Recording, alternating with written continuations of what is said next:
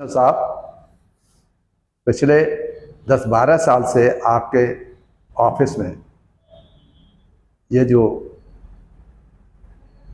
बहुत से चुनाव सुधार प्रस्तुत किए थे हमारे सजेशन पे, अब वो आपके लॉ मिनिस्ट्री वगैरह में आपने भेज भी रखे थे, मगर अभी तक उसमें कोई कार्रवाई नहीं हुई। ये आश्चर्य है। अगर हमने जो भेजे हैं तो कोई बहुत ही सॉलिड है। आप देख लीजिए, हमारे अनुभव के, आप प्रैक्टिकल अनुभव के आधार पर भेजे हैं। तो एक तो कृपा करके जो 10-12 साल से वैसे के वैसे ही पड़े हुए हैं, सबसे हमने कहा भी है, मगर अभी तक उस पर कोई कार्रवाई नहीं हो सकता है। आप कुछ डायनेमिक इलेक्शन कमिश्नर है जैसे कह रहे हैं लोग, आप कुछ कर सकें इसमें करिएगा, जिससे कि उनका वो हो जाए, सही सही लोगों को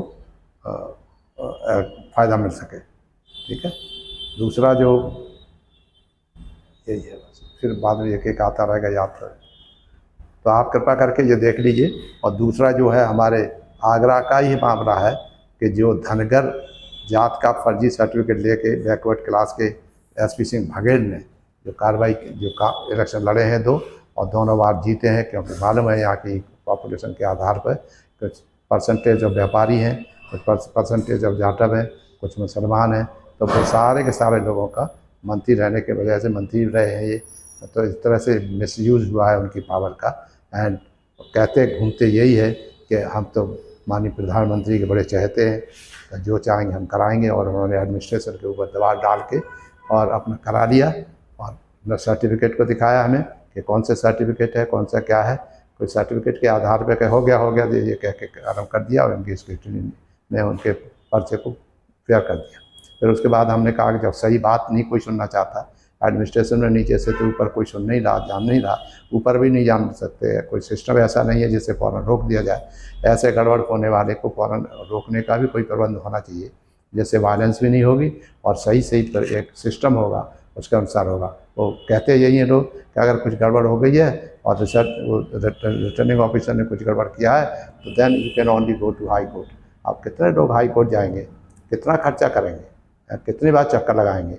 और जो बिजी है आदमी मान लो, तो कहाँ तक करेगा। मैं कई बार ये देख चुका हूँ, पिछले इलेक्शन में 19 में भी यही हुआ था, और वो आज तक उसकी कास्ट के बारे में फैसला हाई कोर्ट ने ऑर्डर दिए हैं, उसके बाद भी कुछ नहीं किया। स्टेट गवर्नमेंट दबा के बैठ गई है।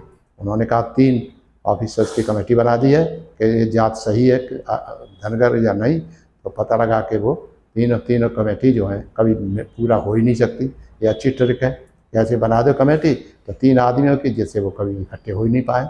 और फाइनली वो अभी तक जात उनकी धनगर जात शेड्यूल कास्ट में आती है या नहीं आती है, ये छोटा सा इशू है, ये इस पर डिसीजन नहीं हो पा रहा है। इसकी वजह से अब इस साल फिर कन्फ्यूजन पैदा किया है। माननीय प्रधान आपसे चीफ इलेक्शन कमीशन से अनुरोध है कि कृपया इसको देखिए और पर्सनली इंटरवेंशन करिए, और यदि आवश्यक हो तो मुझे भी बुला करके अपने सामने समझ लीजिए इसको क्या ट्रिक है, कैसे ये करते हैं। इस तरह से तो हर आदमी जात का सर्टिफिकेट ले करके एक बार ले लेना है किसी तरह से सर्टिफिकेट फर्जी, और वो इस आदमी के पास 3 सर्टिफिकेट हैं और तीनों बार उसने फ़ायदा उठाया। हम चिल्ला के थक गए, मगर कुछ नहीं हो पा रहा। तो देखना पड़ेगा कि क्या करना है। Thank you. जय भीम, जय भारत।